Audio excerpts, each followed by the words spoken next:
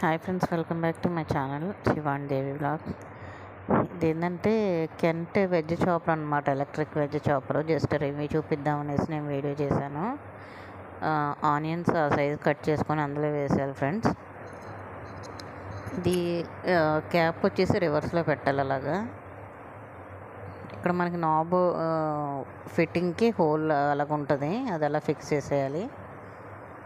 Fix చేసిన తర్వాత మనం ప్లగ్ ఇస్తాడు, ప్లగ్ సాకెట్లో పెట్టేసుకొని అక్కడ పైన బటన్ ప్రెస్ చేస్తున్నాను కదా, అది ప్రెస్ చేస్తే మనకి చాప్ అయిపోతాయి అన్నమాట వెజ్జెస్ ఏవైనా కానీ. మనకి డైలీ కర్రీస్లో ఆనియన్స్ ఎక్కువ యూజ్ చేస్తాం కాబట్టి ఆనియన్స్ తరగటానికి ఎక్కువ టైం పడుతుంది. నేను ఇది తీసుకున్నాను. మనకి ప్రైస్ వచ్చేసి 1198 రూపీస్ పడింది. నాకైతే చాలా బాగా అనిపించింది. టైం చాలా సేవ్ అవుతుంది నాకు. మనకి అంత సన్నగా ఆనియన్స్ కట్ అవుతే మనకి గ్రేవీ కూడా బాగా వస్తుంది గ్రేవీ కర్రీస్లో.